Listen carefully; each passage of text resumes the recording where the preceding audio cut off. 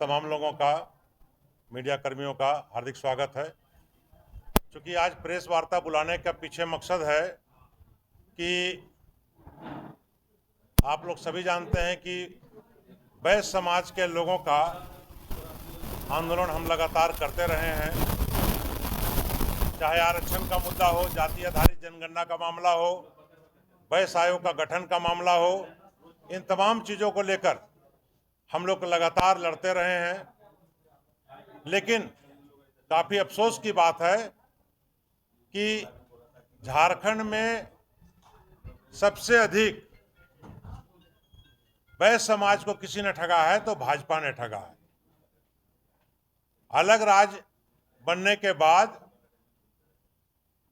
सबसे पहले श्री बाबूलाल मरांडी मुख्यमंत्री बने, जो संयुक्त बिहार में पिछड़ों को 27% आरक्षण मिलता था, उसको घटाकर वो 14% कर दिए। 2011 में अर्जुन मुंडा मुख्यमंत्री थे तो राष्ट्रीय ओबीसी सूची से 25 वैश्य उपजातियों को हटा दिया गया।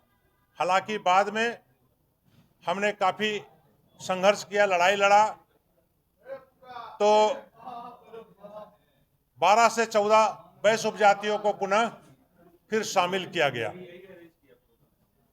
हम लोग इस बात को महसूस कर रहे हैं कि सबसे अधिक झारखंड में सत्ता में भाजपा की सरकार रही है, लेकिन कभी भी हम लोग वैश्य समाज को भाजपा के तरफ से कुछ काम करते हुए हम लोग नहीं देखे।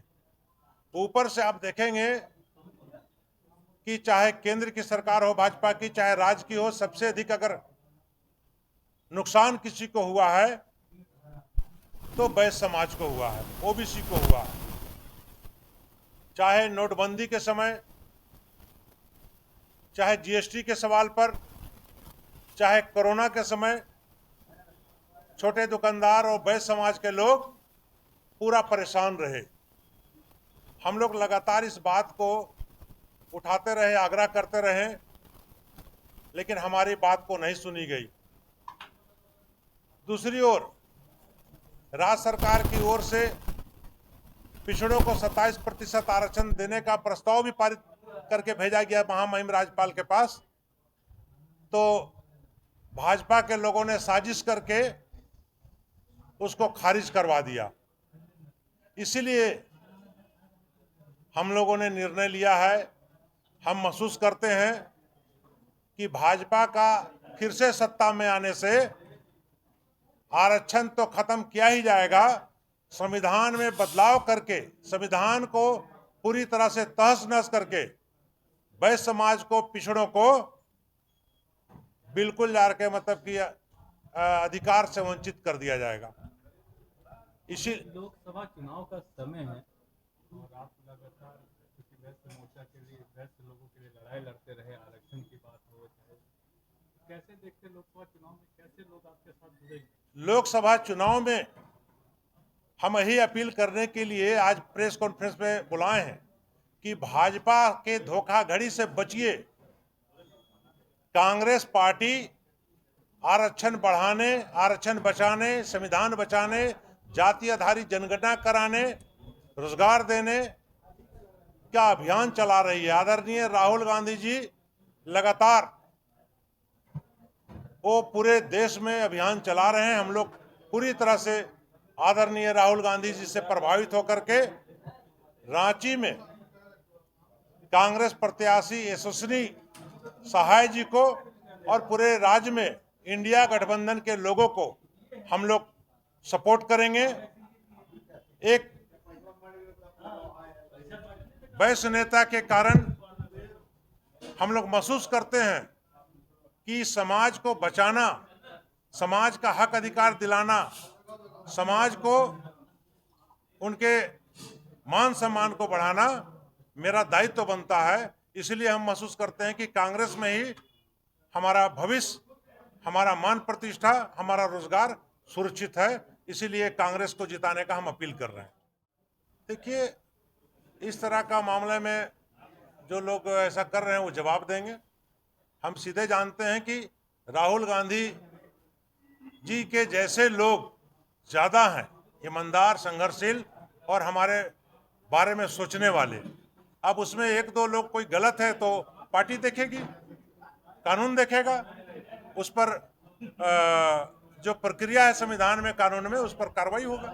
झारखंड में 14 लोकसभा क्षेत्रों में ओबीसी का प्रभाव है। क्षेत्रों में आपको क्या लगता है कि कितना कांग्रेस पार्टी जीत पाएगी और कहां पे आप दावेदारी मजबूत मान रहे हैं?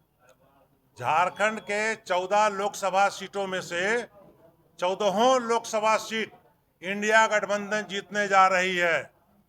वैश्य समाज जो अब तक भाजपा का वोटर समझा जाता था, हम लोगों ने उसमें पूरी तरह से विभाजन कर दिया है।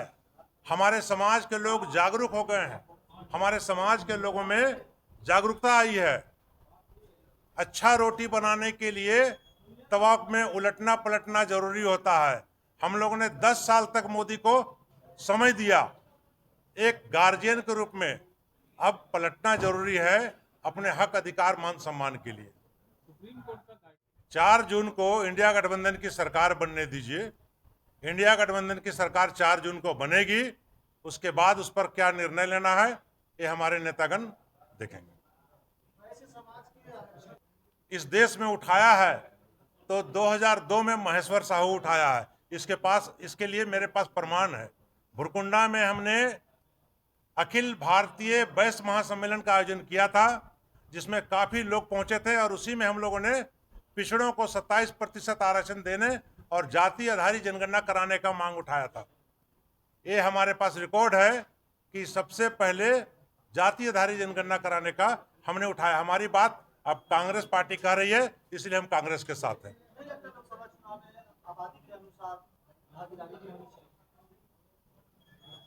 लोकसभा चुनाव हो रहा है, हम लोग साथ हैं। आने वाले दिनों में क्या होगा उस पर देखेंगे। चलिए, आज हो गया।